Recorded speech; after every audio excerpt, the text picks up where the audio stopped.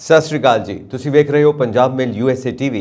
ਮੈਂ ਹਾਂ ਸੰਜੀਵ ਯਸ਼ ਖੰਨਾ। ਤੁਹਾਡਾ ਸਾਰਿਆਂ ਦਾ ਸਵਾਗਤ ਖਬਰਾਂ ਦੇ ਇਸ ਬੁਲੇਟਿਨ ਦੇ ਵਿੱਚ। ਸਭ ਤੋਂ ਪਹਿਲਾਂ ਚੋਣਵੀਆਂ ਖਬਰਾਂ। ਇੰਜਨ ਫੇਲ ਹੋਣ ਕਾਰਨ ਮਰੀਨ ਵੈਟਰਨ ਨੇ ਉੱਤਰੀ ਕੈਰੋਲੀਨਾ ਹਾਈਵੇ ਤੇ ਕੀਤੀ ਐਮਰਜੈਂਸੀ ਲੈਂਡਿੰਗ। ਅਮਰੀਕਾ ਵਿੱਚ ਮਰੀਜ਼ਾਂ ਨਾਲ ਧੋਖਾਧੜੀ ਤਹਿਤ ਭਾਰਤੀ ਮੂਲ ਦਾ ਵਿਅਕਤੀ ਦੋਸ਼ੀ ਕਰਾਰ। ਨਰਸਿੰਗ ਹੋਮ ਤੇ ਹਮਲੇ ਲਈ ਰੂਸ ਨਾਲ ਯੂਕਰੇਨ ਵੀ ਜ਼ਿੰਮੇਵਾਰ।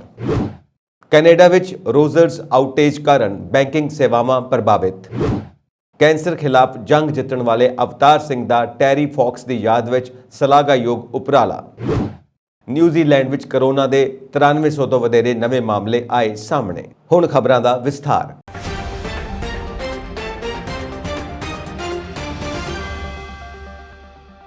ਉੱਤਰੀ ਕੈਰੋਲੀਨਾ ਵਿੱਚ ਉਡਾਨ ਭਰਨ ਵਾਲੇ ਇੱਕ ਪਾਇਲਟ ਨੇ ਇੱਕ ਹਾਈਵੇ ਤੇ ਸਾਹਸੀ ਸਫਲਤਾਪੂਰਵਕ ਐਮਰਜੈਂਸੀ ਲੈਂਡਿੰਗ ਕੀਤੀ ਤੇ ਆਖਿਰਕਾਰ ਇੱਕ ਫੁੱਲ ਸਟਾਪ ਤੇ ਆ ਗਿਆ।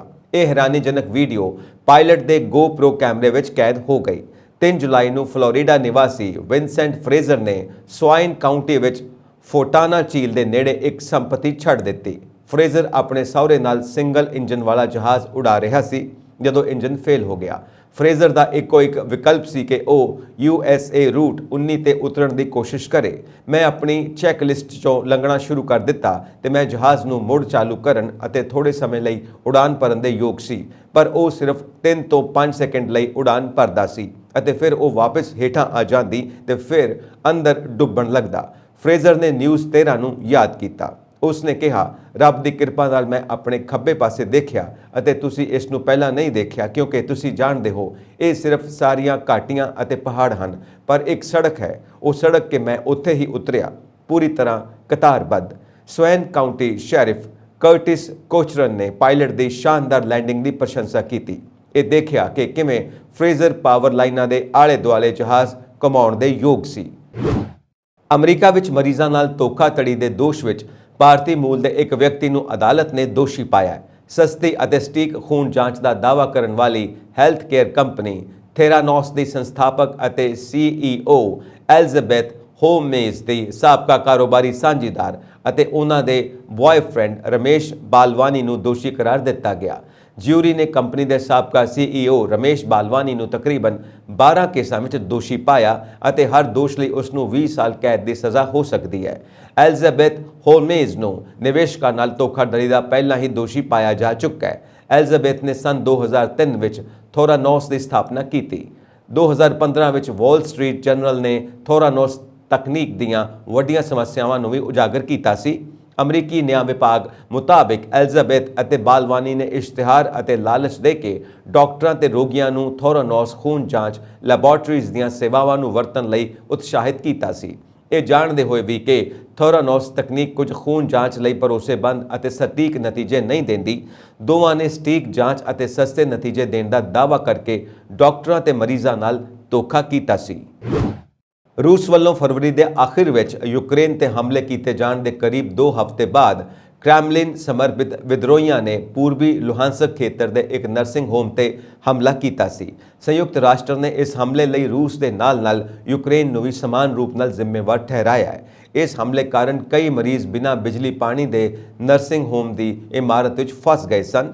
ਜ਼ਿਕਰਯੋਗ ਹੈ ਕਿ 11 ਮਾਰਚ ਨੂੰ ਯੂਕਰੇਨ ਦੀ ਰਾਜਧਾਨੀ ਕੀਵ ਤੋਂ 580 ਕਿਲੋਮੀਟਰ ਦੱਖਣੀ ਪੂਰਬ ਦੇ ਪਿੰਡ ਸਟਾਰਾ ਕ੍ਰਾਸਨਯਾਂਕਾ ਸਥਿਤ ਹੋਮ ਤੇ ਹਮਲਾ ਕੀਤਾ ਗਿਆ ਸੀ। ਯੂਕਰੇਨ ਦੇ ਅਧਿਕਾਰੀਆਂ ਨੇ ਰੂਸ ਨੂੰ ਜ਼ਿੰਮੇਵਾਰ ਠਹਿਰਾਇਆ ਸੀ।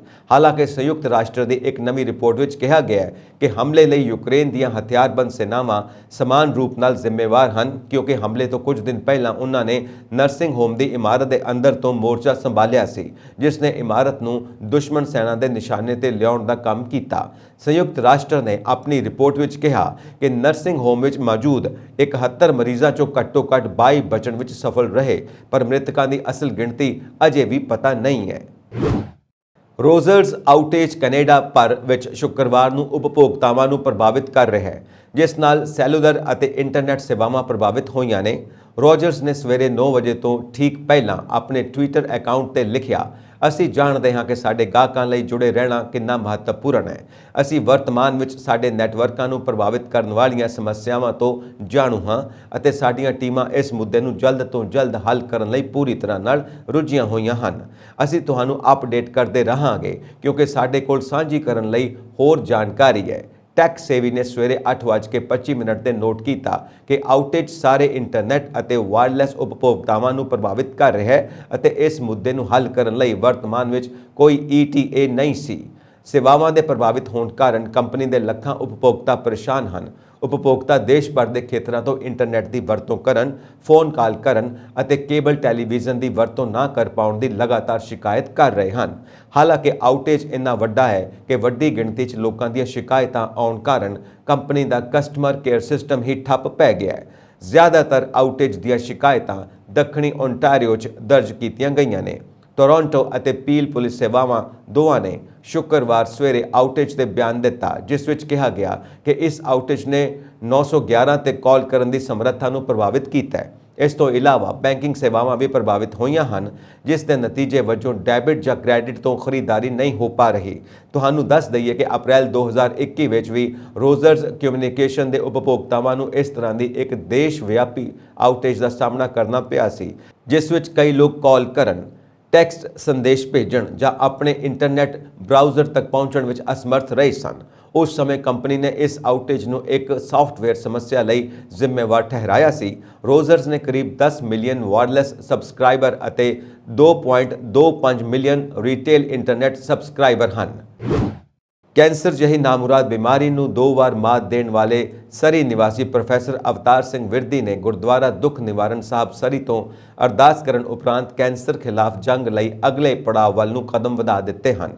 ਅਵਤਾਰ ਸਿੰਘ 14 ਜੂਨ ਨੂੰ BC ਕੈਂਸਰ ਫਾਊਂਡੇਸ਼ਨ ਲਈ ਕੈਂਸਰ ਦੀ ਜੰਗ ਖਿਲਾਫ ਕੈਨੇਡਾ ਦੇ ਮਹਾਨ ਐਥਲੀਟ, ਮਾਨਵਤਾਵਾਦੀ ਕੈਂਸਰ ਖੋਜ ਕਾਰਕੁਨ ਤੇ ਮਹਾਨ ਹੀਰੋ ਟੈਰੀ ਫੌਕਸ ਦੀ ਯਾਦ ਵਿੱਚ ਈਸਟ ਤੋਂ ਵੈਸਟ ਕੈਨੇਡਾ ਵਾਕ ਸ਼ੁਰੂ ਕਰਕੇ ਸੇਂਟ ਜੌਨ ਲਈ ਫਲਾਈਟ ਲੈ ਕੇ ਰਵਾਨਾ ਹੋਏ ਸਨ।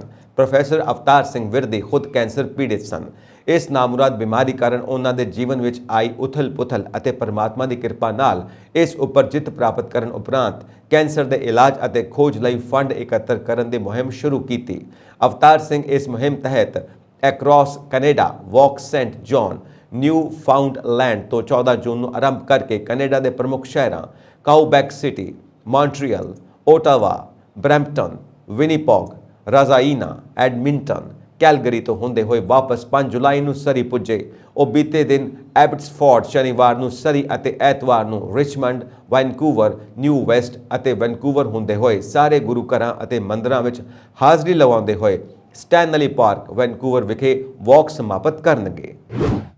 ਨਿਊਜ਼ੀਲੈਂਡ ਵਿੱਚ ਸ਼ਨੀਵਾਰ ਨੂੰ ਕੋਵਿਡ-19 ਦੇ 9307 ਨਵੇਂ ਕਮਿਊਨਿਟੀ ਮਾਮਲੇ ਦਰਜ ਕੀਤੇ ਗਏ ਹਨ। ਸਿਹਤ ਮੰਤਰਾਲੇ ਨੇ ਇੱਕ ਬਿਆਨ ਵਿੱਚ ਇਸ ਦੀ ਜਾਣਕਾਰੀ ਦਿੱਤੀ। ਨਿਊਜ਼ੀਲੈਂਡ ਵਿੱਚ ਕੋਵਿਡ ਦੇ ਕਮਿਊਨਿਟੀ ਮਾਮਲਿਆਂ ਦੀ 7 ਦਿਨਾਂ ਰੋਲਿੰਗ ਔਸਤ ਸੰਖਿਆ ਵਰਤਮਾਨ ਵਿੱਚ 8690 ਹੈ। ਮੰਤਰਾਲਾ ਨੇ ਦੱਸਿਆ ਕਿ ਇਸ ਸਮੇਂ ਹਸਪਤਾਲ ਵਿੱਚ 570 ਮਰੀਜ਼ ਦਾਖਲ ਹਨ, ਜਿਨ੍ਹਾਂ ਵਿੱਚੋਂ ICU ਵਿੱਚ 7 ਮਾਮਲੇ ਸ਼ਾਮਿਲ ਹਨ। ਇਸ ਦੌਰਾਨ 22 ਹੋਰ ਲੋਕਾਂ ਦੀ ਇਸ ਵਾਇਰਸ ਨਾਲ ਮੌਤ ਹੋ ਗਈ ਹੈ। ਮੰਤਰਾਲਾ ਅਨੁਸਾਰ ਇਸ ਤੋਂ ਇਲਾਵਾ ਵਿਦੇਸ਼ਾਂ ਤੋਂ ਯਾਤਰਾ ਕਰਕੇ ਸਵਦੇਸ਼ ਪਰਤੇ 251 ਯਾਤਰੀਆਂ ਵਿੱਚ ਵੀ ਕੋਰੋਨਾ ਦੇ ਲੱਛਣ ਪਾਏ ਗਏ ਹਨ। ਨਿਊਜ਼ੀਲੈਂਡ ਵਿੱਚ ਮਹਾਮਾਰੀ ਦੀ ਸ਼ੁਰੂਆਤ ਤੋਂ ਲੈ ਕੇ ਹੁਣ ਤੱਕ ਕੋਵਿਡ-19 ਦੇ 14,13,437 ਪੁਸ਼ਟੀ ਕੀਤੇ ਮਾਮਲੇ ਸਾਹਮਣੇ ਆਏ ਹਨ। ਬ੍ਰਿਟੇਨ ਦੇ ਵਿਰੋਧੀ ਧਿਰ ਦੇ ਨੇਤਾ ਸਰ ਕੀਰ ਸਟਾਰਮਰ ਅਤੇ ਉਹਨਾਂ ਦੇ ਸਹਿਯੋਗੀ ਨੂੰ ਸ਼ੁੱਕਰਵਾਰ ਨੂੰ ਪਿਛਲੇ ਸਾਲ ਅਪ੍ਰੈਲ ਵਿੱਚ ਇੱਕ ਸਭਾ ਵਿੱਚ ਕੋਰੋਨਾ ਲੋਕਡਾਊਨ ਨਿਯਮ ਦੀ ਕਥਿਤ ਉਲੰਘਣਾ ਦੀ ਪੁਲਿਸ ਜਾਂਚ ਵਿੱਚ ਨਿਰਦੋਸ਼ ਪਾਏ ਗਏ ਹਨ। ਇੱਕ ਬੈਠਕ ਤੋਂ ਬਾਅਦ ਵਿਰੋਧੀ ਧਿਰ ਦੇ ਨੇਤਾ ਦੇ ਕੁਝ ਸਹਿਯੋਗੀਆਂ ਨਾਲ ਬੀਅਰ ਦੀ ਬੋਤਲ ਫੜੇ ਹੋਏ ਤਸਵੀਰ ਸਾਹਮਣੇ ਆਉਣ ਤੋਂ ਬਾਅਦ ਖੜੇ ਹੋਏ ਸਵਾਲਾਂ ਦਰਮਿਆਨ ਸਟਾਰਮਰ ਅਤੇ ਐਂਜਲਾ ਰੇਨਰ ਨੇ ਕਾਨੂੰਨ ਤੋੜਨ ਦਾ ਦੋਸ਼ੀ ਪਾਏ ਜਾਣ ਤੇ ਆਪਣੇ ਅਹੁਦੇ ਤੋਂ ਅਸਤੀਫਾ ਦੇਣ ਦਾ ਸੰਕਲਪ ਜ਼ਾਹਿਰ ਕੀਤਾ ਸੀ। ਇਹ ਸਭਾ ਨਿਯਮਾਂ ਦੇ ਦਾਇਰੇ ਵਿੱਚ ਹੋਈ ਸੀ ਜਾਂ ਨਹੀਂ, ਇਸ ਗੱਲ ਦੀ ਜਾਂਚ ਕਰਨ ਵਾਲੇ ਡਰਹਮ ਕਾਂਸਟੇਬਲਰੀ ਨੇ ਪਾਇਆ ਕਿ ਕਿਸੇ ਨਿਯਮ ਦੀ ਉਲੰਘਣਾ ਨਹੀਂ ਹੋਈ, ਕਿਉਂਕਿ ਇਹ ਸਭਾ ਪ੍ਰੋਗਰਾਮ ਕਾਰਜ ਬੈਠਕਾਂ ਲਈ ਲਾਕਡਾਊਨ ਨਾ ਪਾਏ ਜਾਣ ਤੋਂ ਬਾਅਦ ਦੋਸ਼ੀ ਤੋਂ ਕਿਸੇ ਤਰ੍ਹਾਂ ਦੇ ਜਵਾਬ ਤਲਬ ਕਰਨ ਦੀ ਲੋੜ ਨਹੀਂ ਹੈ, ਕਿਉਂਕਿ ਇਹ ਸਭਾ ਕੰਮ ਲਈ ਬੈਠਕਾਂ ਤਹਿਤ ਲਾਕਡਾਊਨ ਵਿੱਚ ਮਿਲੀ ਛੋਟ ਦੇ ਦਾਇਰੇ ਵਿੱਚ ਹੋਈ ਸੀ।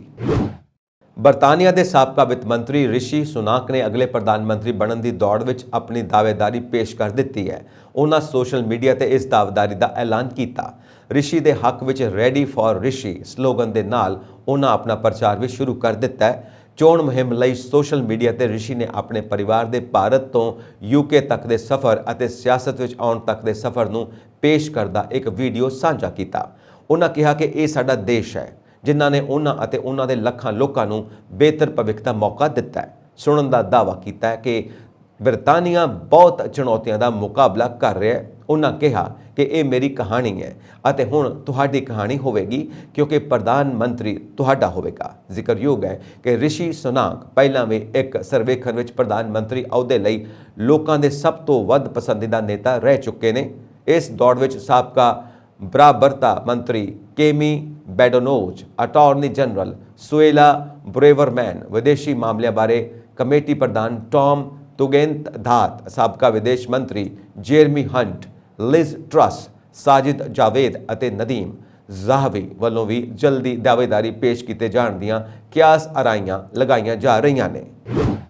ਯੂਕਰੇਨ ਦੇ ਰਾਸ਼ਟਰਪਤੀ ਵਲੋਦੀਮੀਰ ਜ਼ੈਲੈਂਸਕੀ ਨੇ ਭਾਰਤ ਸਮੇਤ 5 ਦੇਸ਼ਾਂ ਵਿੱਚ ਤਾਇਨਾਤ ਯੂਕਰੇਨ ਦੇ ਰਾਜਦੂਤਾਂ ਨੂੰ ਬਰਖਾਸਤ ਕਰ ਦਿੱਤਾ ਹੈ। ਯੂਕਰੇਨ ਦੇ ਰਾਸ਼ਟਰਪਤੀ ਦੀ ਅਧਿਕਾਰਤ ਵੈਬਸਾਈਟ ਤੇ ਪ੍ਰਕਾਸ਼ਿਤ ਬਿਆਨ ਮੁਤਾਬਕ ਇਹਨਾਂ ਦੇਸ਼ਾਂ ਵਿੱਚ ਜਰਮਨੀ, ਭਾਰਤ, ਚੈਕ ਗਣਰਾਜ, ਨਾਰਵੇ ਅਤੇ ਹੰਗਰੀ ਸ਼ਾਮਿਲ ਹਨ। ਸਭ ਤੋਂ ਵੱਧ ਹੈਰਾਨੀ ਜਰਮਨੀ ਵਿੱਚ ਤਾਇਨਾਤ ਯੂਕਰੇਨ ਦੇ ਸੀਨੀਅਰ ਰਾਜਦੂਤ ਆਂਦਰੇ ਮੇਲਨਿਕ ਦੀ ਬਰਖਾਸਤਗੀ ਹੈ। ਉਹ ਯੂਕਰੇਨ ਤੇ ਰੂਸ ਦੇ ਹਮਲੇ ਨੂੰ ਲੈ ਕੇ ਸਭ ਤੋਂ ਵੱਧ ਬੋਲਿਆ ਸੀ। ਬਿਆਨ ਵਿੱਚ ਇਹਨਾਂ ਰਾਜਦੂਤਾਂ ਨੂੰ ਬਰਖਾਸਤ ਕਰਨ ਦਾ ਕੋਈ ਕਾਰਨ ਨਹੀਂ ਦੱਸਿਆ ਗਿਆ। ਅਜੇ ਇਹ ਸਪਸ਼ਟ ਨਹੀਂ ਕਿ ਇਹਨਾਂ ਡਿਪਲੋਮੈਟਾਂ ਨੂੰ ਕੋਈ ਨਵੀਂ ਜ਼ਿੰਮੇਵਾਰੀ ਦਿੱਤੀ ਜਾਵੇਗੀ ਜਾਂ ਨਹੀਂ। 24 ਫਰਵਰੀ ਤੋਂ ਰੂਸ ਦੇ ਹਮਲੇ ਤੇ ਘੇਰੇ ਵਿੱਚ ਆਏ ਯੂਕਰੇਨ ਨੂੰ ਸਹਾਇਤਾ ਲਈ ਜ਼ੈਲੈਂਸਕੀ ਲਗਾਤਾਰ ਅਪੀਲ ਕਰ ਰਹੇ ਹਨ। ਉਹਨਾਂ ਨੇ ਆਪਣੇ ਦੇਸ਼ ਦੇ ਡਿਪਲੋਮੈਟਾਂ ਨੂੰ ਦੁਨੀਆ ਭਰ ਵਿੱਚ ਯੂਕਰੇਨ ਲਈ ਅੰਤਰਰਾਸ਼ਟਰੀ ਸਮਰਥਨ ਅਤੇ ਫੌਜੀ ਸਹਾਇਤਾ ਜਟਾਉਣ ਦੀ ਵੀ ਅਪੀਲ ਕੀਤੀ ਹੈ। ਮੰਨਿਆ ਜਾ ਰਿਹਾ ਹੈ ਕਿ ਇਸ ਮਿਸ਼ਨ ਵਿੱਚ ਅਸਫਲ ਰਹਿਣ ਕਾਰਨ ਜ਼ੈਲੈਂਸਕੀ ਨੇ ਆਪਣੇ 5 ਰਾਜਦੂਤਾਂ ਨੂੰ ਉਹਨਾਂ ਦੇ ਅਹੁਦਿਆਂ ਤੋਂ ਹਟਾ ਦਿੱਤਾ ਹੈ। ਹਾਲਾਂਕਿ ਉਹਨਾਂ ਦੀ ਥਾਂ ਤੇ ਅਜੇ ਤੱਕ ਨਵੇਂ ਰਾਜਦੂਤ ਨਿਯੁਕਤ ਨਹੀਂ ਕੀਤੇ ਗਏ ਹਨ। 24 ਫਰਵਰੀ ਤੋਂ ਰੂਸ ਦੇ ਹਮਲੇ ਦੇ ਘੇਰੇ ਵਿੱਚ ਆਏ ਯੂਕਰੇਨ ਨੂੰ ਸਹਾਇਤਾ ਲਈ ਜ਼ੈਲੈਂਸਕੀ ਲਗਾਤਾਰ ਅਪੀਲ ਕਰ ਰਹੇ ਹਨ। ਉਹਨਾਂ ਨੇ ਆਪਣੇ ਦੇਸ਼ ਦੇ ਡਿਪਲੋਮੈਟਾਂ ਨੂੰ ਦੁਨੀਆ ਭਰ ਵਿੱਚ ਯੂਕਰੇਨ ਲਈ ਅੰਤਰਰਾਸ਼ਟਰੀ ਸਮਰਥਨ ਅਤੇ ਫੌਜੀ ਸਹਾਇਤਾ ਜੁਟਾਉਣ ਦੀ ਵੀ ਅਪੀਲ ਕੀਤੀ ਹੈ। ਮੰਨਿਆ ਜਾ ਰਿਹਾ ਹੈ ਕਿ ਇਸ ਮਿਸ਼ਨ ਵਿੱਚ ਅਸਫਲ ਰਹਿਣ ਕਾਰਨ ਜ਼ੈਲੈਂਸਕੀ ਨੇ ਆਪਣੇ 5 ਰਾਜਦੂਤਾਂ ਨੂੰ ਉਹਨਾਂ ਦੇ ਅਹੁਦਿਆਂ ਤੋਂ ਹਟਾ ਦਿੱਤਾ ਹੈ। ਰੂਸ ਨਾਲ ਯੁੱਧ ਵਿੱਚ ਯੂਕਰੇਨ ਦੀ ਇੱਛਾ ਭਾਰਤ ਤੋਂ ਹਰ ਸੰਭਵ ਮਦਦ ਲੈਣ ਦੀ ਸੀ, ਪਰ ਭਾਰਤ ਸਰਕਾਰ ਨੇ ਪਹਿਲਾਂ ਹੀ ਸਪਸ਼ਟ ਕਰ ਦਿੱਤਾ ਸੀ ਕਿ ਉਹ ਰੂਸ ਦਾ ਵਿਰੋਧ ਕਰਕੇ ਕਿਸੇ ਵੀ ਦੇਸ਼ ਦਾ ਸਮਰਥਨ ਨਹੀਂ ਕਰੇਗੀ। ਇੰਨਾ ਹੀ ਨਹੀਂ, ਸੰਯੁਕਤ ਰਾਸ਼ਟਰ ਵਿੱਚ ਰੂਸ ਖਿਲਾਫ ਲਿਆਂਦੇ ਮਤੇ ਤੇ ਭਾਰਤ ਨੇ ਹਰ ਵਾਰ ਵੋਟਿੰਗ ਦਾ ਬਾਈਕਾਟ ਕੀਤਾ। ਇਸ ਕਾਰਨ ਯੂਕਰੇਨ ਨੇ ਕਈ ਵਾਰ ਆਪਣੀ ਨਾਰਾਜ਼ਗੀ ਜ਼ਾਹਿਰ ਕੀਤੀ। ਇਸ ਦੇ ਬਾਵਜੂਦ PM ਮੋਦੀ ਨੇ ਯੁੱਧ ਦੀ ਸ਼ੁਰੂਆਤ ਵਿੱਚ ਯੂਕਰੇਨ ਦੇ ਰਾਸ਼ਟਰਪਤੀ ਵਲੋਦੀਮੀਰ ਜ਼ੈਲੈਂਸਕੀ ਨਾਲ ਗੱਲ ਕੀਤੀ ਅਤੇ ਗੱਲਬਾਤ ਰਾਹੀਂ ਮੁੱਦਿਆਂ ਨੂੰ ਹੱਲ ਕਰਨ ਦੀ ਅਪੀਲ ਕੀਤੀ। ਰੂਸ ਵੱਲੋਂ ਯੂਕਰੇਨ ਦੇ ਪੂਰਬੀ ਉਦਯੋਗਿਕ ਸੂਬੇ ਲੁਹਾਂਸਕ ਵਿੱਚ ਅਸਥਾਈ ਤੌਰ ਤੇ ਹਮਲੇ ਰੋਕੇ ਜਾਣ ਦੀਆਂ ਖਬਰਾਂ ਦਰਮਿਆਨ ਸਥਾਨਕ ਗਵਰਨਰ ਨੇ ਸ਼ਨੀਵਾਰ ਨੂੰ ਦੋਸ਼ ਲਗਾਇਆ ਕਿ ਰੂਸੀ ਫੌਜੀ ਖੇਤਰ ਨੂੰ ਨਰਕ ਬਣਾ ਰਹੇ ਨੇ। ਯੂਕਰੇਨ ਸਰਕਾਰ ਨੇ ਹਮਲੇ ਤੋਂ ਪਹਿਲਾਂ ਦੱਖਣ ਵਿੱਚ ਰੂਸ ਦੇ ਕੰਟਰੋਲ ਵਾਲੇ ਖੇਤਰਾਂ ਦੇ ਨਿਵਾਸੀਆਂ ਨਾਲ ਕਿਸੇ ਵੀ ਹਾਲ ਵਿੱਚ ਇਲਾਕਾ ਛੱਡ ਦੇਣ ਦੀ ਅਪੀਲ ਕੀਤੀ। ਯੂਕਰੇਨ ਦੇ ਪੂਰਬੀ ਅਤੇ ਦੱਖਣੀ ਹਿੱਸੇ ਵਿੱਚ ਰੂਸ ਵੱਲੋਂ ਭਾਰੀ ਬੰਬਾਰੀ ਕੀਤੇ ਜਾਣ ਦੀਆਂ ਖਬਰਾਂ ਹਨ। ਲੁਹਾਂਸਕ ਦੇ ਗਵਰਨਰ ਸੇਰਹੀ ਹਾਯਾਦੀ ਨੇ ਕਿਹਾ ਕਿ ਰੂਸੀ ਫੌਜ ਨੇ ਰਾਤ ਸਮੇਂ ਸੂਬੇ ਵਿੱਚ 20 ਤੋਂ ਜ਼ਿਆਦਾਤਰ ਮੋਰਟਾਰ ਦਾਗੇ ਅਤੇ ਉਸ ਦੀ ਫੌਜ ਦੋਨਤਸਕ ਦੀ ਸਰਹੱਦ ਵਿੱਚ ਦਾਖਲ ਹੋਣ ਦੀ ਕੋਸ਼ਿਸ਼ ਕਰ ਰਹੀ ਹੈ। ਇਸ ਦਰਮਿਆਨ ਯੂਕਰੇਨ ਦੀ ਉਪ ਪ੍ਰਧਾਨ ਮੰਤਰੀ ਇਰੀਨਾ ਵੀ ਨੇ ਰੂਸ ਦੇ ਕੰਟਰੋਲ ਵਾਲੇ ਦੇਸ਼ ਦੇ ਦੱਖਣੀ ਹਿੱਸੇ ਦੇ ਖੇਤਰਾਂ ਵਿੱਚ ਰਹਿਣ ਵਾਲੇ ਲੋਕਾਂ ਨੂੰ ਜਲਦੀ ਤੋਂ ਜਲਦੀ ਇਲਾਕਾ ਛੱਡ ਕੇ ਚਲੇ ਜਾਣ ਨੂੰ ਕਿਹਾ ਤਾਂ ਜੋ ਯੂਕਰੇਨ ਵੱਲੋਂ ਹਮਲੇ ਕੀਤੇ ਜਾਣ ਦੀ ਸਥਿਤੀ ਵਿੱਚ ਰੂਸੀ ਫੌਜੀ ਢਾਲ ਦੇ ਰੂਪ ਵਿੱਚ ਉਹਨਾਂ ਦੀ ਵਰਤੋਂ ਨਾ ਕਰ ਸਕਣ। ਬ੍ਰਿਟੇਨ ਦੇ ਪ੍ਰਧਾਨ ਮੰਤਰੀ ਬੋਰਿਸ ਜੌਨਸਨ ਦੇ ਕੰਜ਼ਰਵੇਟਿਵ ਪਾਰਟੀ ਦੇ ਨੇਤਾ ਦੇ ਤੌਰ ਤੇ ਅਸਤੀਫਾ ਦੇਣ ਦੇ ਲਈ ਸਹਿਮਤ ਹੋਣ ਸੰਬੰਧੀ ਫੈਸਲੇ ਨਾਲ ਯੂਰੋਪੀਅਨ ਯੂਨੀਅਨ ਤੇ ਜ਼ਿਆਦਾ ਪ੍ਰਭਾਵ ਪੈਂਦਾ ਨਹੀਂ ਦਿਖ ਰਿਹਾ। ਜੌਨਸਨ ਦੇ ਅਹੁਦੇ ਛੱਡਣ ਦੇ ਫੈਸਲੇ ਨੂੰ ਲੈ ਕੇ EU ਵਿੱਚ ਜ਼ਿਆਦਾ ਉਤਸ਼ਾਹ ਨਜ਼ਰ ਨਹੀਂ ਆਇਆ। ਫਰਾਂਸੀਸੀ ਵਿੱਤ ਮੰਤਰੀ ਬਰੂਨੋ ਲੇ ਮਾਇਰ ਨੇ ਕਿਹਾ ਕਿ ਮੈਂ ਉਹਨਾਂ ਨੂੰ ਯਾਦ ਨਹੀਂ ਕਰਾਂਗਾ। ਰਾਜਨੇਤਾਵਾਂ ਅਤੇ ਮਾਹਿਰਾਂ ਨੇ ਕਿਹਾ ਕਿ ਜਿਵੇਂ ਅਮਰੀਕੀ ਰਾਸ਼ਟਰਪਤੀ ਜੋ ਬਾਈਡਨ ਦੇ ਆਉਣ ਤੋਂ ਬਾਅਦ ਤੋਂ ਟ੍ਰਾਂਸ ਅਟਲਾਂਟਿਕ ਸਬੰਧ ਤੇਜ਼ੀ ਨਾਲ ਵਧੇ, ਉਸ ਤਰ੍ਹਾਂ ਨਵੇਂ ਬ੍ਰਿਟਿਸ਼ ਨੇਤਾ ਨਾਲ ਕੁਝ ਵੀ ਇਸ ਤਰ੍ਹਾਂ ਦੀ ਉਮੀਦ ਨਾ ਕਰਨ। ਬ੍ਰਿਟੇਨ ਨਾਲ ਕੰਮ ਕਰਨ ਵਾਲੇ ਯੂਰੋਪੀਅਨ ਯੂਨੀਅਨ ਦੇ ਮੁੱਖ ਸੰਸਦ ਮੈਂਬਰ ਡੇਵਿਡ ਮੈਕਐਲਿਸਟਰ ਨੇ ਕਿਹਾ ਕਿ ਇੱਕ ਨਵੇਂ ਪ੍ਰਧਾਨ ਮੰਤਰੀ ਦੇ ਆਉਣ ਨਾਲ ਮੈਨੂੰ ਭਰੋਸਾ ਹੈ ਕਿ ਬ੍ਰਿਟਿਸ਼ ਸਰਕਾਰ ਦੀ ਸਥਿਤੀ ਵਿੱਚ ਕੁਝ ਬਦਲਾਅ ਹੋਣ ਦੀ ਸੰਭਾਵਨਾ ਹੈ। EU ਦੇ ਚੋਟੀ ਦੇ ਸੰਸਦ ਮੈਂਬਰ ਜੀ ਵੇਰਹੌਫਟੈਡ ਨੇ ਲਿਖਿਆ ਹੈ ਕਿ ਕੋਈ ਵੀ ਇਸ ਭਰਮ ਵਿੱਚ ਨਾ ਰਹੇ ਕਿ ਡਾਊਨਿੰਗ ਸਟਰੀਟ ਨਾਲ ਜੌਨਸਨ ਦੇ ਜਾਣ ਨਾਲ ਬ੍ਰਿਟਿਸ਼ EU ਸਬੰਧਾਂ 'ਚ ਸਮੱਸਿਆ ਕਿਸੇ ਵੀ ਸਮੇਂ ਹੱਲ ਹੋ ਸਕਦੀ ਹੈ। ਉੱਤਰੀ ਆਇਰਲੈਂਡ ਵਿੱਚ ਵਪਾਰ ਤੇ ਸਮਝੌਤੇ ਨੂੰ ਇੱਕ ਪਾਸੜ ਰੂਪ ਨਾਲ ਖਤਮ ਕਰਨ ਸੰਬੰਧੀ ਬਿੱਲ ਅਜੇ ਵੀ ਹਾਊਸ ਆਫ ਕਾਮਰਸ ਵਿੱਚ ਹੈ ਅਤੇ ਕੁਝ ਉਮੀਦ ਬਾਕੀ ਹੈ ਕਿ ਲੰਡਨ ਇਸ ਤੋਂ ਪਿੱਛੇ ਹਟ ਸਕਦਾ ਹੈ। ਚੈਕ ਗਣਰਾਜ ਦੇ ਵਿਦੇਸ਼ੀ ਮਾਮਲਿਆਂ ਦੇ ਮੰਤਰੀ ਜੌਨ ਲਿਪਾਪਸਕੀ ਨੇ ਕਿਹਾ ਕਿ ਸੰਸਦ ਵਿੱਚ ਉਹਨਾਂ ਕੋਲ ਇਹ ਕਾਨੂੰਨ ਹੈ, ਇਸ ਲਈ ਉਹ ਉਸ ਦਿਸ਼ਾ ਵਿੱਚ ਕਦਮ ਚੁੱਕ ਰਹੇ ਨੇ, ਪਰ ਉਹਨਾਂ ਨੇ ਸਰਹੱਦ ਪਾਰ ਨਹੀਂ ਕੀਤੀ ਹੈ। ਸ਼੍ਰੀਲੰਕਾ ਵਿੱਚ ਹਾਲਾਤ ਹੋਰ ਖਰਾਬ ਹੁੰਦੇ ਜਾ ਰਹੇ ਹਨ। ਪ੍ਰਦਰਸ਼ਨਕਾਰੀਆਂ ਨੇ ਸ਼ਨੀਵਾਰ ਨੂੰ ਰਾਸ਼ਟਰਪਤੀ ਭਵਨ ਵਿੱਚ ਦਾਖਲ ਹੋਣ ਤੋਂ ਬਾਅਦ ਹੁਣ PM ਰਿਹਾਇਸ਼ ਤੇ ਅੱਗ ਲਗਾ ਦਿੱਤੀ ਹੈ। ਦੱਸ ਦਈਏ ਕਿ ਰਾਸ਼ਟਰਪਤੀ ਵਿਰੁੱਧ ਪ੍ਰਦਰਸ਼ਨ ਕਰ ਰਹੇ ਲੋਕਾਂ ਨੇ ਰਾਸ਼ਟਰਪਤੀ ਭਵਨ ਦੇ ਅੱਗੇ ਲੱਗੇ ਪੁਲਿਸ ਬੈਰੀਕੇਡਸ ਨੂੰ ਤੋੜ ਦਿੱਤਾ ਅਤੇ ਅੰਦਰ ਦਾਖਲ ਹੋ ਗਏ। ਪ੍ਰਦਰਸ਼ਨਕਾਰੀਆਂ ਤੇ ਪੁਲਿਸ ਦਰਮਿਆਨ ਹੋਈ ਝੜਪ ਵਿੱਚ 2 ਪੁਲਿਸ ਮੁਲਾਜ਼ਮ ਸਮੇਤ ਘੱਟੋ-ਘੱਟ 30 ਲੋਕ ਜ਼ਖਮੀ ਹੋ ਗਏ। ਜ਼ਿਕਰਯੋਗ ਹੈ ਕਿ ਸ਼੍ਰੀਲੰਕਾ ਦੇ ਪ੍ਰਧਾਨ ਮੰਤਰੀ ਰਾਨਿਲ ਵਿਕਰਮਸਿੰਘੇ ਵੱਲੋਂ ਵੀ ਅਸਤੀਫਾ ਦੇ ਦਿੱਤਾ ਗਿਆ ਹੈ। ਵਿਕਰਮਸਿੰਘੇ ਨੇ ਅਸਤੀਫਾ ਦਿੰਦੇ ਹੋਏ ਕਿਹਾ ਕਿ ਨਾਗਰਿਕਾਂ ਦੀ ਸੁਰੱਖਿਆ ਯਕੀਨਨ ਕਰਨ ਲਈ ਉਹਨਾਂ ਨੇ ਇਹ ਫੈਸਲਾ ਲਿਆ ਹੈ। ਰਿਪੋਰਟਾਂ ਮੁਤਾਬਿਕ ਰਾਸ਼ਟਰਪਤੀ ਰਾਜਪਕਸ਼ੇ ਸੁਰੱਖਿਅਤ ਥਾਂ ਉੱਤੇ ਚਲੇ ਗਏ ਹਨ। ਹਾਲਾਂਕਿ ਰਾਸ਼ਟਰਪਤੀ ਕਿੱਥੇ ਹਨ, ਇਸ ਬਾਰੇ ਅਜੇ ਕੋਈ ਪੁਖਤਾ ਜਾਣਕਾਰੀ ਸਾਹਮਣੇ ਨਹੀਂ ਆਈ। ਕੋਲੰਬੋ ਵਿੱਚ ਤਣਾਅ ਦੀ ਸਥਿਤੀ ਬਣੀ ਹੋਈ ਹੈ। ਮੁਜ਼ਾਹਕਾਰੀਆਂ ਨੂੰ ਰੋਕਣ ਲਈ ਫੌਜ ਤਾਇਨਾਤ ਕੀਤੀ ਗਈ ਹੈ। ਸ਼੍ਰੀਲੰਕਾ ਵਿੱਚ ਵੱਧਦੀਆਂ ਕੀਮਤਾਂ ਅਤੇ ਜ਼ਰੂਰੀ ਸਮਾਨ ਦੀ ਕਮੀ ਦੇ ਵਿਰੋਧ ਵਿੱਚ ਲੰਮੇ ਸਮੇਂ ਤੋਂ ਵਿਰੋਧ ਪ੍ਰਦਰਸ਼ਨ ਜਾਰੀ ਹੈ। ਸੜਕਾਂ ਉੱਤੇ ਉਤਰੇ ਮੁਜ਼ਾਹਕਾਰੀਆਂ ਨੂੰ ਖਦੇੜਨ ਲਈ ਪੁਲਿਸ ਨੇ ਹੰਝੂ ਗੈਸ ਦੇ ਗੋਲੇ ਦਾਗੇ ਅਤੇ ਹਵਾ ਵਿੱਚ ਗੋਲੀਆਂ ਵੀ ਚਲਾਈਆਂ। ਮੁਜ਼ਾਹਰੇ ਵਿੱਚ ਹਿੱਸਾ ਲੈਣ ਲਈ ਦੇਸ਼ ਦੇ ਕਈ ਹਿੱਸਿਆਂ ਤੋਂ ਲੋਕ ਕੋਲੰਬੋ ਪਹੁੰਚੇ ਹਨ। ਮੁਜ਼ਾਹਰਾਕਾਰੀ ਰਾਸ਼ਟਰਪਤੀ ਰਾਜਪਕਸ਼ੇ ਤੋਂ ਅਸਤੀਫਾ ਦੇਣ ਦੀ ਮੰਗ ਕਰ ਰਹੇ ਹਨ। ਚੀਨ ਨੇ ਅਮਰੀਕਾ ਦੇ ਨਾਲ ਜੁਆਇੰਟ ਚੀਫਸ ਆਫ ਸਟਾਫ ਦੀ ਇੱਕ ਵਰਚੁਅਲ ਮੀਟਿੰਗ ਦੌਰਾਨ ਨਿਰਦੇਸ਼ ਦਿੱਤਾ ਕਿ ਅਮਰੀਕਾ ਨੂੰ ਤਾਈਵਾਨ ਨਾਲ ਫੌਜੀ ਮਿਲੀਭੁਗਤ ਬੰਦ ਕਰਨੀ ਚਾਹੀਦੀ ਹੈ, ਜਿਸ ਨਾਲ ਦੋਵਾਂ ਦੇ ਸਬੰਧ ਤੇਜ਼ੀ ਨਾਲ ਵਿਗੜ ਸਕਦੇ ਨੇ। ਉਸ ਨੇ ਇੱਕ ਅਮਰੀਕੀ ਸੈਨੇਟਰ ਅਤੇ ਤਾਈਵਾਨ ਦੇ ਰਾਸ਼ਟਰਪਤੀ ਸ਼ਾਈ ਇੰਗ-ਵੇਨ ਵਿਚਕਾਰ ਹਾਲ ਹੀ ਵਿੱਚ ਹੋਈ ਮੁਲਾਕਾਤ ਵੱਲ ਵੀ ਇਸ਼ਾਰਾ ਕੀਤਾ। ਜਨਰਲ ਲੂਈ ਜ਼ਿਊ ਚੇਂਗ ਨੇ ਵੀਰਵਾਰ ਨੂੰ ਆਪਣੇ ਅਮਰੀਕੀ ਹਮਰੁਤਬਾ ਜਨਰਲ ਮਾਰਕ ਮਿਲੀ ਨੂੰ ਕਿਹਾ ਕਿ ਚੀਨ ਕੋਲ ਸਵੈ ਸ਼ਾਸਨ ਤਾਈਵਾਨ ਸਮੇਤ ਆਪਣੇ ਮੁੱਖ ਹਿੱਤਾਂ ਨੂੰ ਪ੍ਰਭਾਵਿਤ ਕਰਨ ਵਾਲੇ ਮੁੱਦਿਆਂ ਤੇ ਸਮਝੌਤੇ ਦੀ ਕੋਈ ਥਾਂ ਨਹੀਂ ਹੈ। ਬੀਜਿੰਗ ਇਸ ਨੂੰ ਆਪਣੇ ਖੇਤਰ ਦੇ ਤੌਰ ਤੇ ਦਾਅਵਾ ਕਰਦਾ ਹੈ ਅਤੇ ਕਹਿੰਦਾ ਰਿਹਾ ਕਿ ਜੇ ਲੋੜ ਪਈ ਤਾਂ ਇਸ ਨੂੰ ਤਾਕਤ ਨਾਲ ਜੋੜਿਆ ਜਾਵੇਗਾ।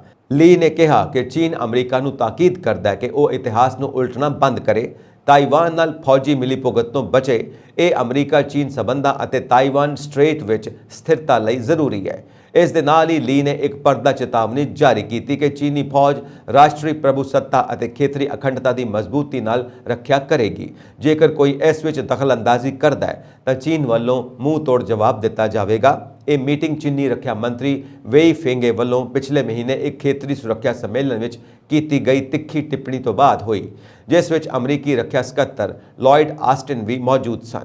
ਚੀਨ ਨੇ ਕਿਹਾ ਕਿ ਅਮਰੀਕਾ ਏਸ਼ੀਆ ਪ੍ਰਸ਼ਾਂਤ ਖੇਤਰ ਦੇ ਦੇਸ਼ਾਂ ਵਿੱਚ ਆਪਣਾ ਸਮਰਥਨ ਵਧਾਉਣ ਲਈ ਉਹਨਾਂ ਨੂੰ ਬੀਜਿੰਗ ਦੇ ਖਿਲਾਫ ਭੜਕਾ ਰਿਹਾ ਹੈ। ਸ਼੍ਰੀਲੰਕਾ ਵਿੱਚ ਹਾਲਾਤ ਬਦ ਤੋਂ ਬਦਤਰ ਹੁੰਦੇ ਜਾ ਰਹੇ ਨੇ। ਅਜਿਹੇ ਵਿੱਚ ਭਾਰਤ ਦੀ ਚਿੰਤਾ ਵਧਣੀ ਸੁਭਾਵਿਕ ਹੈ। ਭਾਰਤ ਦੀ ਚਿੰਤਾ ਇਸ ਗੱਲ ਨੂੰ ਲੈ ਕੇ ਵੀ ਸੁਭਾਵਿਕ ਹੈ ਕਿ ਸ਼੍ਰੀਲੰਕਾ ਭਾਰਤ ਦਾ ਭੂਗੋਲਿਕ ਤੌਰ ਤੇ ਗੁਆਂਢੀ ਦੇਸ਼ ਹੈ, ਜਿਸ ਨੂੰ ਬਦਲਣਾ ਸੰਭਵ ਨਹੀਂ ਹੈ। ਅਜਿਹੇ ਵਿੱਚ ਜੇਕਰ ਸ਼੍ਰੀਲੰਕਾ 'ਚ ਹਾਲਾਤ ਨਾ ਸੁਧਰੇ ਤਾਂ ਭਾਰਤ ਦੀ ਸੁਰੱਖਿਆ ਵੀ ਖਤਰੇ ਵਿੱਚ ਪੈ ਸਕਦੀ ਹੈ। ਜੇਕਰ ਸ਼੍ਰੀਲੰਕਾ ਦੇ ਤਾਜ਼ਾ ਹਾਲਾਤ ਦੀ ਗੱਲ ਕਰੀਏ ਤਾਂ ਉੱਥੇ ਸਿਆਸੀ ਅਸਥਿਰਤਾ ਅਜੇ ਖਤਮ ਨਹੀਂ ਹੋਈ। ਸਰਕਾਰ ਦੀ ਲਗਾਤਾਰ ਨਾਕਾਮੀ ਅਤੇ ਦੇਸ਼ ਦੀ ਵਿਗੜ ਰਹੀ ਹਾਲਤ ਤੋਂ ਗੁੱਸੇ ਵਿੱਚ ਲੋਕ ਸੜਕਾਂ ਤੇ ਉਤਰ ਆਏ ਨੇ। ਜਨਤਾ ਦੇ ਗੁੱਸੇ ਨੂੰ ਦੇਖਦੇ ਹੋਏ ਰਾਸ਼ਟਰਪਤੀ ਗੋਟਾਬਾਇਆ ਰਾਜਪਕਸ਼ੇ ਨੂੰ ਵੀ ਆਪਣੀ ਰਿਹਾਇਸ਼ ਛੱਡ ਕੇ ਪਰਿਵਾਰ ਸਮੇਤ ਭੱਜਣਾ ਪਿਆ। ਇਸ ਤੋਂ ਪਹਿਲਾਂ ਉਹਨਾਂ ਦੇ ਭਰਾ ਅਤੇ ਸਾਬਕਾ ਪ੍ਰਧਾਨ ਮੰਤਰੀ ਮਹਿੰਦਾ ਰਾਜਪਕਸ਼ੇ ਨੂੰ ਵੀ ਇਸੇ ਤਰ੍ਹਾਂ ਆਪਣੇ ਘਰੋਂ ਭੱਜਣਾ ਪਿਆ ਸੀ। ਪ੍ਰਦਰਸ਼ਨਕਾਰੀਆਂ ਨੇ ਉਸ ਦੇ ਘਰ ਨੂੰ ਵੀ ਅੱਗ ਲਗਾ ਦਿੱਤੀ ਸੀ। ਇਸ ਵਾਰ ਵੀ ਅਜਿਹਾ ਹੀ ਹੋਇਆ। ਇਹ ਘਟਨਾਕ੍ਰਮ ਇਸ ਲਈ ਵੀ ਖਾਸ ਹੈ ਕਿਉਂਕਿ ਸ਼ੁੱਕਰਵਾਰ ਨੂੰ ਹੀ ਸ਼੍ਰੀਲੰਕਾ ਦੇ ਚਰਚ ਆਫ ਸੀਲੋਨ ਨੇ ਕਿਹਾ ਕਿ ਰਾਸ਼ਟਰਪਤੀ ਗੋਟਬਾਇਆ ਰਾਜਪਕਸ਼ੇ ਨੂੰ ਦੇਸ਼ ਦੀ ਦੁਰਦਸ਼ਾ ਦੀ ਨੈਤਿਕ ਜ਼ਿੰਮੇਵਾਰੀ ਲੈਂਦੇ ਹੋਏ ਅਸਤੀਫਾ ਦੇ ਦੇਣਾ ਚਾਹੀਦਾ ਹੈ। ਚਰਚ ਆਫ ਸੀਲੋਨ ਨੇ ਇੱਕ ਬਿਆਨ ਵਿੱਚ ਪ੍ਰਧਾਨ ਮੰਤਰੀ ਰਾਨਿਲ ਵਿਕਰਮਸਿੰਘੇ ਨੂੰ ਅਜਿਹਾ ਕਰਨ ਲਈ ਕਿਹਾ। ਤੁਹਾਨੂੰ ਦੱਸ ਦਈਏ ਕਿ ਸ਼੍ਰੀਲੰਕਾ ਤੇ $51 ਅਰਬ ਦਾ ਵਿਦੇਸ਼ੀ ਕਰਜ਼ਾ ਹੈ। ਉਹ ਪਹਿਲਾਂ ਹੀ ਇਹ ਕਰਜ਼ਾ ਮੋੜਨ ਤੋਂ ਅਸਮਰਥਤਾ ਪ੍ਰਗਟ ਕਰ ਚੁੱਕਾ ਹੈ। ਅਜਿਹੇ ਵਿੱਚ ਉਸ ਦੀ ਉਮੀਦ ਸਿਰਫ ਅੰਤਰਰਾਸ਼ਟਰੀ ਮੁਦਰਾ ਫੰਡ ਤੇ ਟਿਕੀ ਹੋਈ ਹੈ। ਇਸ ਸੰਬੰਧੀ ਸਰਕਾਰ ਦੇ ਪੱਖ ਤੋਂ ਵੀ ਗੱਲਬਾਤ ਚੱਲ ਰਹੀ ਹੈ, ਪਰ ਅਜੇ ਤੱਕ ਕੋਈ ਸਫਲਤਾ ਨਹੀਂ ਮਿਲੀ। ਸ਼੍ਰੀਲੰਕਾ ਦੀ ਮੌਜੂਦਾ ਸਥਿਤੀ ਵਿੱਚ ਇਸ ਨੂੰ ਘਰੇਲੂ ਯੁੱਧ ਵੱਲ ਲੈ ਕੇ ਜਾ ਰਹੀ ਹੈ। ਜੇਕਰ ਹਾਲਾਤ ਨਾ ਸੁਧਰੇ ਤਾਂ ਦੇਸ਼ ਵਿੱਚ ਫੈਲੀ ਹਿੰਸਾ ਇਸ ਪੂਰੇ ਖੇਤਰ ਨੂੰ ਅਸਥਿਰ ਕਰ ਦੇਵੇਗੀ। ਉਸ ਸਮੇਂ ਇੱਥੋਂ ਦੀ ਸਥਿਤੀ ਸੋਮਾਲੀਆ ਵਰਗੇ ਹੋਰ ਦੇਸ਼ਾਂ ਵਰਗੀ ਵੀ ਹੋ ਸਕਦੀ ਹੈ। ਸੋਮਾਲੀਆ ਵਰਗੇ ਹੋਰ ਮੁਲਕਾਂ ਵਿੱਚ ਕਹਿਣ ਨੂੰ ਤਾਂ ਸਰਕਾਰ ਹੈ, ਪਰ ਉੱਥੋਂ ਦੀ ਮਾੜੀ ਆਰਥਿਕ ਵਿਵਸਥਾ ਕਾਰਨ ਕਾਨੂੰਨ ਵਿਵਸਥਾ ਪੂਰੀ ਤਰ੍ਹਾਂ ਨਾਲ ਢਹਿ ਚੁੱਕੀ ਹੈ। ਅਜਿਹੇ ਵਿੱਚ ਜਿੱਥੇ ਖਾਣ ਪੀਣ ਦੀ ਕਮੀ ਹੋਵੇਗੀ, ਉੱਥੇ ਕਤਲ, ਲੁੱਟ ਖੋਹ, ਆਗਜ਼ਨੀ ਦੀਆਂ ਘਟਨਾਵਾਂ ਵਿੱਚ ਵਾਧਾ ਹੋਵੇਗਾ। ਚਰਚ ਆਫ ਸਿਲੋਨ ਨੇ ਵੀ ਆਪਣੇ ਬਿਆਨ ਵਿੱਚ ਇਸ ਗੱਲ ਦਾ ਸੰਕੇਤ ਦਿੱਤਾ ਹੈ। ਉੱਥੇ ਵੀ ਕੁਝ ਅਜਿਹਾ ਹੀ ਦੇਖਣ ਨੂੰ ਮਿਲ ਰਿਹਾ ਹੈ। ਸ਼੍ਰੀਲੰਕਾ ਵਿੱਚ ਡੀਜ਼ਲ, ਪੈਟਰੋਲ ਅਤੇ ਜ਼ਰੂਰੀ ਦਵਾਈਆਂ ਵਰਗੀਆਂ ਜ਼ਰੂਰੀ ਵਸਤਾਂ ਦੀ ਵੀ ਭਾਰੀ ਕਮੀ ਹੈ। ਅਜਿਹੀਆਂ ਖਬਰਾਂ ਪਹਿਲਾਂ ਵੀ ਸਾਹਮਣੇ ਆ ਚੁੱਕੀਆਂ ਨੇ, ਜਿਨ੍ਹਾਂ ਵਿੱਚ ਦੁਕਾਨਾਂ ਅਤੇ ਮਾਲਜ਼ ਨੂੰ ਲੁੱਟਣ ਦਾ ਜ਼ਿਕਰ ਮੌਜੂਦ ਹੈ। ਦੇਸ਼ ਵਿੱਚ ਪੁਲਿਸ ਕਰਮਚਾਰੀ ਦਾ ਮੁਲਾਂਕਣ ਕੀਤਾ ਗਿਆ। ਸਾਲ 2010 ਅਤੇ 2020 ਦਰਮਿਆਨ ਦੇਸ਼ ਦੇ ਕਰਮਚਾਰੀਆਂ ਵਿੱਚ 32% ਮੁਲਾਜ਼ਮ ਵਧੇ ਹਨ, ਜਿਸ ਵਿੱਚ ਔਰਤਾਂ ਦੀ ਹਿੱਸੇਦਾਰੀ ਸਿਰਫ 10.5% ਹੈ, ਜਦਕਿ ਦੇਸ਼ ਦੇ 41% ਪੁਲਿਸ ਥਾਣੇ ਅਜਿਹੇ ਹਨ ਜਿੱਥੇ ਇੱਕ ਵੀ ਮਹਿਲਾ ਪੁਲਿਸ ਮੁਲਾਜ਼ਮ ਤਾਇਨਾਤ ਨਹੀਂ ਹੈ। ਸੁਪਰੀਮ ਕੋਰਟ ਵੱਲੋਂ ਸਾਰੇ ਪੁਲਿਸ ਥਾਣਿਆਂ ਵਿੱਚ CCTV ਕੈਮਰੇ ਲਗਾਉਣ ਲਾਜ਼ਮੀ ਕਰ ਦਿੱਤੇ ਨੇ। ਇਸ ਤਰ੍ਹਾਂ ਹਰ 3 ਤੋਂ 1 ਪੁਲਿਸ ਥਾਣੇ ਵਿੱਚ ਇੱਕ ਵੀ ਕੈਮਰਾ ਨਹੀਂ ਲੱਗਾ ਹੋਇਆ। The India justice report police improvement shortfall and national traders and onlines of data on police organisations 2021 ਦੇ ਮੁਤਾਬਿਕ ਦੇਸ਼ ਦੇ ਕੁੱਲ 17,233 ਪੁਲਿਸ ਥਾਣਿਆਂ ਵਿੱਚੋਂ 5,396 ਵਿੱਚ ਇੱਕ ਵੀ CCTV ਕੈਮਰਾ ਨਹੀਂ ਹੈ ਅਤੇ ਸਿਰਫ ਓਡੀਸ਼ਾ, ਤੇਲੰਗਾਨਾ ਅਤੇ ਪੌਂਡੀਚੇਰੀ ਵਿੱਚ ਵੀ ਉਹਨਾਂ ਦਾ ਸਾਰੇ ਪੁਲਿਸ ਥਾਣਿਆਂ ਵਿੱਚ ਘੱਟੋ-ਘੱਟ ਇੱਕ ਕੈਮਰਾ ਲੱਗਾ ਹੋਇਆ ਹੈ। ਰਿਪੋਰਟ ਮੁਤਾਬਿਕ ਰਾਜਸਥਾਨ ਦੇ 894 ਪੁਲਿਸ ਥਾਣਿਆਂ ਵਿੱਚ ਘੱਟ ਤੋਂ ਘੱਟ ਇੱਕ ਕੈਮਰਾ ਲੱਗਾ ਹੋਇਆ, ਜਦਕਿ ਮਣੀਪੁਰ, ਲੱਦਾਖ ਅਤੇ ਲਕਸ਼ਦੀਪ ਵਿੱਚ ਕਿਸੇ ਵੀ ਥਾਣੇ ਵਿੱਚ CCTV ਕੈਮਰਾ ਨਹੀਂ ਲੱਗਾ ਹੋਇਆ। ਰਿਪੋਰਟ ਮੁਤਾਬਿਕ ਦੇਸ਼ ਵਿੱਚ ਮਹਿਲਾ ਪੁਲਿਸ ਮੁਲਾਜ਼ਮਾਂ ਦੀ ਹਿੱਸੇਦਾਰੀ ਸਿਰਫ 10.5% ਹੈ, ਜਦਕਿ ਇਸ ਨੂੰ 33% ਤੱਕ ਪਹੁੰਚਾਉਣ ਦਾ ਟੀਚਾ ਤੈਅ ਕੀਤਾ ਗਿਆ। ਰਾਸ਼ਟਰੀ ਪੱਧਰ ਤੇ ਦੇਸ਼ ਵਿੱਚ ਮਹਿਲਾ ਪੁਲਿਸ ਮੁਲਾਜ਼ਮਾਂ ਦੀ ਹਿੱਸੇਦਾਰੀ 3.3% ਤੋਂ ਵਧਾ ਕੇ 10.5% ਕਰਨ ਵਿੱਚ 2006 ਤੋਂ 2020 ਤੱਕ 15 ਸਾਲ ਲੱਗ ਗਏ ਅਤੇ 2020 ਤੱਕ ਕੋਈ ਵੀ ਸੂਬੇ ਜਾਂ ਕੇਂਦਰ ਸ਼ਾਸਿਤ ਪ੍ਰਦੇਸ਼ ਆਪਣੇ ਲਈ ਨਿਰਧਾਰਿਤ ਟੀਚੇ ਤੱਕ ਨਹੀਂ ਪਹੁੰਚ ਸਕਿਆ ਸੀ। ਪ੍ਰਧਾਨ ਮੰਤਰੀ ਨਰਿੰਦਰ ਮੋਦੀ ਨੇ ਐਤਵਾਰ ਯਾਨੀ ਕਿ ਅੱਜ ਦੇਸ਼ ਦੇ ਲੋਕਾਂ ਨੂੰ ਈਦ ਉਲ ਅਜ਼ਹਾ ਬਕਰੀਦ ਦੀ ਵਧਾਈ ਦਿੱਤੀ। ਉਹਨਾਂ ਉਮੀਦ ਜਤਾਈ ਕਿ ਇਹ ਤਿਉਹਾਰ ਸਾਰਿਆਂ ਦੀ ਭਲਾਈ ਦੀ ਭਾਵਨਾ ਨੂੰ ਮਜ਼ਬੂਤ ਕਰਨ ਲਈ ਮਿਲ ਕੇ ਕੰਮ ਕਰਨ ਦੀ ਪ੍ਰੇਰਣਾ ਦੇਵੇ ਅਤੇ ਖੁਸ਼ਹਾਲੀ ਲਿਆਵੇ। ਪ੍ਰਧਾਨ ਮੰਤਰੀ ਮੋਦੀ ਨੇ ਟਵੀਟ ਕੀਤਾ, ਈਦ ਮੁਬਾਰਕ, ਈਦ ਉਲ ਅਜ਼ਹਾ ਦੀ ਵਧਾਈ। ਇਹ ਤਿਉਹਾਰ ਸਾਡੇ ਸਾਰਿਆਂ ਦੀ ਭਲਾਈ ਦੀ ਭਾਵਨਾ ਨੂੰ ਮਜ਼ਬੂਤ ਕਰਨ ਲਈ ਮਿਲ ਕੇ ਕੰਮ ਕਰਨ ਦੀ ਪ੍ਰੇਰਣਾ ਦੇਵੇ ਅਤੇ ਖੁਸ਼ਹਾਲੀ ਲਿਆਵੇ। ਪ੍ਰਧਾਨ ਮੰਤਰੀ ਤੋਂ ਇਲਾਵਾ ਰਾਸ਼ਟਰਪਤੀ ਰਾਮਨਾਥ ਕੋਵਿੰਦ ਨੇ ਵੀ ਦੇਸ਼ ਵਾਸੀਆਂ ਨੂੰ ਈਦ ਦੀ ਵਧਾਈ ਦਿੱਤੀ। ਉਹਨਾਂ ਨੇ ਕਿਹਾ ਕਿ ਇਹ ਤਿਉਹਾਰ ਬਲੀਦਾਨ ਅਤੇ ਮਨੁੱਖਤਾ ਦੀ ਸੇਵਾ ਦਾ ਪ੍ਰਤੀਕ ਹੈ। ਆਓ ਇਸ ਮੌਕੇ ਤੇ ਮਨੁੱਖ ਜਾਤੀ ਦੀ ਸੇਵਾ ਲਈ ਖੁਦ ਨੂੰ ਸਮਰਪਿਤ ਕਰਨ ਅਤੇ ਦੇਸ਼ ਦੀ ਖੁਸ਼ਹਾਲੀ ਅਤੇ ਵਿਕਾਸ ਲਈ ਕੰਮ ਕਰਨ ਦਾ ਸੰਕਲਪ ਲਈਏ। ਕਾਂਗਰਸ ਨੇਤਾ ਰਾਹੁਲ ਗਾਂਧੀ ਨੇ ਵੀ ਸਾਰਿਆਂ ਨੂੰ ਬਕਰੀਦ ਦੀਆਂ ਸ਼ੁਭਕਾਮਨਾਵਾਂ ਦਿੱਤੀਆਂ। ਉਹਨਾਂ ਨੇ ਟਵਿੱਟਰ ਤੇ ਲਿਖਿਆ, ਇਹ ਪਾਵਨ ਮੌਕਾ ਸਾਰਿਆਂ ਲਈ ਏਕਤਾ ਦੀ ਭਾਵਨਾ ਅਤੇ ਸਾਰਿਆਂ ਲਈ ਸ਼ਾਂਤੀ, ਖੁਸ਼ਹਾਲੀ ਅਤੇ ਤਰੱਕੀ ਲਿਆਵੇ। ਕੇਂਦਰੀ ਗ੍ਰਹਿ ਮੰਤਰੀ ਅਮਿਤ ਸ਼ਾਹ ਦੀ ਪ੍ਰਧਾਨਗੀ ਵਿੱਚ ਸ਼ਨੀਵਾਰ ਯਾਨੀ ਕਿ ਅੱਜ ਜੈਪੁਰ ਦੇ ਇੱਕ ਹੋਟਲ ਵਿੱਚ ਸਖਤ ਸੁਰੱਖਿਆ ਦਰਮਿਆਨ ਉੱਤਰੀ ਖੇਤਰੀ ਪਰਿਸ਼ਦ ਦੀ ਬੈਠਕ ਚੱਲ ਰਹੀ ਹੈ। ਇਸ ਬੈਠਕ ਵਿੱਚ ਹਰਿਆਣਾ ਲਈ ਇੱਕ ਚੰਗੀ ਖਬਰ ਸਾਹਮਣੇ ਆਈ ਹੈ। ਗ੍ਰਹਿ ਮੰਤਰੀ ਅਮਿਤ ਸ਼ਾਹ ਨੇ ਵੱਡਾ ਐਲਾਨ ਕੀਤਾ ਕਿ ਹਰਿਆਣਾ ਦੇ ਵਿਧਾਨ ਸਭਾ ਲਈ ਚੰਡੀਗੜ੍ਹ ਵਿੱਚ ਵਾਧੂ ਜ਼ਮੀਨ ਦਿੱਤੀ ਜਾਵੇਗੀ। ਦਰਅਸਲ ਹਰਿਆਣਾ ਦੇ ਮੁੱਖ ਮੰਤਰੀ ਮਨੋਹਰ ਲਾਲ ਵੱਲੋਂ ਕੀਤੀ ਗਈ ਅਪੀਲ ਤੇ ਕੇਂਦਰ ਸਰਕਾਰ ਨੇ ਹਰਿਆਣੇ ਨੂੰ ਵੱਡੀ ਸੌਗਾਤ ਦਿੱਤੀ ਹੈ। ਗ੍ਰਹਿ ਮੰਤਰੀ ਦੇ ਇਸ ਐਲਾਨ ਨਾਲ ਹੁਣ ਹਰਿਆਣਾ ਦੀ ਵੱਖਰੀ ਵਿਧਾਨ ਸਭਾ ਹੋਵੇਗੀ। ਇਸ ਬਾਬਤ ਹਰਿਆਣਾ ਦੇ ਮੁੱਖ ਮੰਤਰੀ ਮਨੋਹਰ ਲਾਲ ਵੱਲੋਂ ਸੋਸ਼ਲ ਮੀਡੀਆ ਤੇ ਪੋਸਟ ਸਾਂਝੀ ਕੀਤੀ ਗਈ ਹੈ, ਜਿਸ ਵਿੱਚ ਉਹਨਾਂ ਲਿਖਿਆ ਕਿ ਹਰਿਆਣਾ ਵਿਧਾਨ ਸਭਾ ਲਈ ਵੱਖਰੇ ਭਵਨ ਦੀ ਸਾਡੀ ਮੰਗ ਨੂੰ ਪੂਰਾ ਕਰਦੇ ਹੋਏ ਅੱਜ ਅਮਿਤ ਸ਼ਾਹ ਨੇ ਚੰਡੀਗੜ੍ਹ ਵਿੱਚ ਵਿਧਾਨ ਸਭਾ ਲਈ ਵਾਧੂ ਜ਼ਮੀਨ ਦੇਣ ਦਾ ਐਲਾਨ ਕੀਤਾ ਹੈ। ਮੈਂ ਸਾਰੇ ਹਰਿਆਣਾ ਵਾਸੀਆਂ ਵੱਲੋਂ ਗ੍ਰਹਿ ਮੰਤਰੀ ਦਾ ਦਿਲੋਂ ਧੰਨਵਾਦ ਕਰਦਾ। ਦੱਸਣਯੋਗ ਹੈ ਕਿ ਹਰਿਆਣਾ ਸਰਕਾਰ ਪਹਿਲਾਂ ਹੀ ਚੰਡੀਗੜ੍ਹ ਵਿੱਚ ਜ਼ਮੀਨ ਦੀ ਨਿਸ਼ਾਨਦੇਹੀ ਕਰ ਚੁੱਕੀ ਹੈ। ਰੇਲਵੇ ਲਾਈਟ ਪੁਆਇੰਟ ਤੋਂ IET ਪਾਰਕ ਤੱਕ ਹੋਣ ਵਾਲੀ ਮੌਜੂਦਾ ਜ਼ਮੀਨ ਵੀ UT ਪ੍ਰਸ਼ਾਸਨ ਵੱਲੋਂ ਦੇਣ ਲਈ ਤਿਆਰ ਹੈ। ਹੁਣ ਗ੍ਰਹਿ ਮੰਤਰੀ ਅਮਿਤ ਸ਼ਾਹ ਦੇ ਐਲਾਨ ਤੋਂ ਬਾਅਦ ਜ਼ਮੀਨ ਅਲਾਟਮੈਂਟ ਵਿੱਚ ਤੇਜ਼ੀ ਆਵੇਗੀ। ਹਰਿਆਣਾ ਨੂੰ ਚੰਡੀਗੜ੍ਹ ਨਾਲ ਲੱਗਦੇ ਖੇਤਰ ਵਿੱਚ ਜ਼ਮੀਨ ਦੇ ਬਦਲੇ ਜ਼ਮੀਨ ਜਾਂ 550 ਕਰੋੜ ਰੁਪਏ ਦੇਣੇ ਪੈਣਗੇ। ਸਿੱਧੂ ਮੂਸੇਵਾਲਾ ਕਤਲकांड ਵਿੱਚ ਪੁਲਿਸ ਨੇ ਫਰਾਰ ਚੱਲ ਰਹੇ ਸਾਬਕਾ ਅਕਾਲੀ ਮੰਤਰੀ ਦੇ ਭਤੀਜੇ ਸੰਦੀਪ ਕਾਹਲੋਂ ਨੂੰ ਗ੍ਰਿਫਤਾਰ ਕਰ ਲਿਆ ਹੈ। ਮੂਸੇਵਾਲਾ ਕਤਲकांड ਵਿੱਚ ਕਾਤਲਾਂ ਨੂੰ ਹਥਿਆਰ ਸਪਲਾਈ ਕਰਨ ਲਈ ਵਰਤੀ ਗਈ ਗੱਡੀ ਦੇ ਗ੍ਰਿਫਤਾਰ ਕੀਤੇ ਗਏ ਮਾਲਕ ਦੇ ਘੋੜਿਆਂ ਦੇ ਵਪਾਰੀ ਸਤਬੀਰ ਸਿੰਘ ਦੇ ਪਰਿਵਾਰ ਨੇ ਇਹ ਦੋਸ਼ ਲਗਾਏ ਸਨ ਕਿ ਸਤਬੀਰ ਨੇ ਸੰਦੀਪ ਦੇ ਕਹਿਣ ਤੇ ਹੀ 3 ਲੋਕਾਂ ਨੂੰ ਲਿਫਟ ਦਿੱਤੀ ਸੀ। ਇਸੇ ਗੱਡੀ ਦੀ ਪੈਟਰੋਲ ਪੰਪ ਤੇ ਆਈ ਫੁਟੇਜ ਦੇ ਆਧਾਰ ਤੇ ਸਤਬੀਰ ਸਿੰਘ ਨੂੰ ਗ੍ਰਿਫਤਾਰ ਕੀਤਾ ਗਿਆ ਸੀ। ਸੰਦੀਪ ਕਾਹਲੋਂ ਇੱਕ ਸਾਬਕਾ ਅਕਾਲੀ ਮੰਤਰੀ ਦਾ ਭਤੀਜਾ ਦੱਸਿਆ ਜਾ ਰਿਹਾ ਹੈ ਅਤੇ ਲੁਧਿਆਣਾ ਪੁਲਿਸ ਵੱਲੋਂ ਸੰਦੀਪ ਦੀ ਗ੍ਰਿਫਤਾਰੀ ਲਈ ਉਸ ਦੇ ਘਰ ਪਿੰਡ ਦਾਦੂ ਜੋੜ ਫਤਿਹਗੜ੍ਹ ਚੂੜੀਆਂ ਗੁਰਦਾਸਪੁਰ ਵਿੱਚ ਰੇਡ ਕੀਤੀ ਜਾ ਰਹੀ ਸੀ।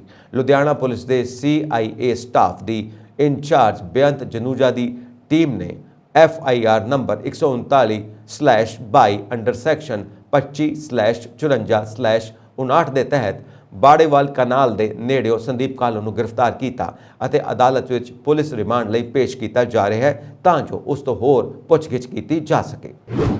ਪੰਜਾਬੀ ਗਾਇਕ ਸਿੱਧੂ ਮੂਸੇਵਾਲਾ ਦੇ ਕਤਲकांड ਨੂੰ ਲੈ ਕੇ ਸ਼ਾਰਪ ਸ਼ੂਟਰ ਪ੍ਰਿਯਵਰਤ ਫੌਜੀ ਵੱਲੋਂ ਵੱਡਾ ਖੁਲਾਸਾ ਕੀਤਾ ਗਿਆ। ਉਸਨੇ ਪੁਲਿਸ ਦੀ ਪੁੱਛਗਿੱਛ ਦੌਰਾਨ ਮੰਨਿਆ ਕਿ ਸਿੱਧੂ ਮੂਸੇਵਾਲਾ ਦੇ ਕਤਲ ਨੂੰ ਲੈ ਕੇ 1 ਕਰੋੜ ਰੁਪਏ ਵਿੱਚ ਸੌਦਾ ਹੋਇਆ ਸੀ ਅਤੇ ਇਸ ਦੇ ਨਾਲ ਹੀ ਹਰੇਕ ਸ਼ਾਰਪ ਸ਼ੂਟਰ ਨੂੰ 5-5 ਲੱਖ ਰੁਪਏ ਦਿੱਤੇ ਗਏ ਸਨ। ਇਸ ਤੋਂ ਇਲਾਵਾ ਰੇਕੀਕਰਨ ਅਤੇ ਹੋਰ ਕੰਮ ਕਰਨ ਵਾਲੇ ਵਿਅਕਤੀਆਂ ਨੂੰ ਹਜ਼ਾਰਾਂ ਰੁਪਏ ਦਿੱਤੇ ਗਏ ਸਨ। ਪ੍ਰਿਯਵਰਤ ਫੌਜੀ ਅਤੇ ਕਸ਼ਿਸ਼ ਤੋਂ ਪੁੱਛਗਿੱਛ ਦੌਰਾਨ ਇਹ ਵੱਡੀ ਗੱਲ ਨਿਕਲ ਕੇ ਸਾਹਮਣੇ ਆਈ ਹੈ। ਇਸ ਮਾਮਲੇ ਵਿੱਚ ਦਿੱਲੀ ਪੁਲਿਸ ਨੇ ਹੁਣ ਤੱਕ 3 ਸ਼ਾਰਪ ਸ਼ੂਟਰਾਂ ਨੂੰ ਗ੍ਰਿਫਤਾਰ ਕਰਨ ਦਾ ਦਾਅਵਾ ਕੀਤਾ ਹੈ, ਜਿਨ੍ਹਾਂ ਵਿੱਚ ਪ੍ਰਿਯਵਰਤ ਫੌਜੀ, ਕੁਲਦੀਪ ਉਰਫ ਕਸ਼ਿਸ਼ ਅਤੇ ਅੰਕਿਤ ਸਿਰਸਾ ਸ਼ਾਮਿਲ ਹਨ। ਦਿੱਲੀ ਦੇ ਸਪੈਸ਼ਲ ਪੁਲਿਸ ਸੈੱਲ ਨੇ ਦਾਅਵਾ ਕੀਤਾ ਕਿ ਸਿੱਧੂ ਮੂਸੇਵਾਲਾ ਦਾ ਕਤਲ 6 ਸ਼ਾਰਪ ਸ਼ੂਟਰਾਂ ਵੱਲੋਂ ਕੀਤਾ ਗਿਆ ਹੈ।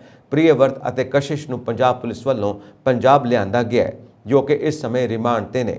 ਰਿਮਾਂਡ ਦੌਰਾਨ ਸ਼ੂਟਰਾਂ ਵੱਲੋਂ ਲਗਾਤਾਰ ਵੱਡੇ ਖੁਲਾਸੇ ਕੀਤੇ ਜਾ ਰਹੇ ਹਨ। ਇਸ ਕਤਲकांड ਵਿੱਚ ਵਰਤੇ ਗਏ ਹਥਿਆਰਾਂ ਦੀ ਬਰਾਮਦਗੀ ਲਈ ਵੀ ਪੁਲਿਸ ਵੱਲੋਂ ਲਗਾਤਾਰ ਛਾਪੇਮਾਰੀ ਕੀਤੀ ਜਾ ਰਹੀ ਹੈ ਕਿ ਇਹ ਹਥਿਆਰ ਕਿੱਥੋਂ ਆਏ ਸਨ। ਇਹ ਸਨ ਅੱਜ ਦੀਆਂ ਮੁੱਖ ਖਬਰਾਂ। ਹੋਰ ਅਪਡੇਟਸ ਦੇ ਲਈ ਵੇਖਦੇ ਰਹੋ ਪੰਜਾਬ ਮੇਲ USA TV। ਸਤਿ ਸ਼੍ਰੀ ਅਕਾਲ ਜੀ।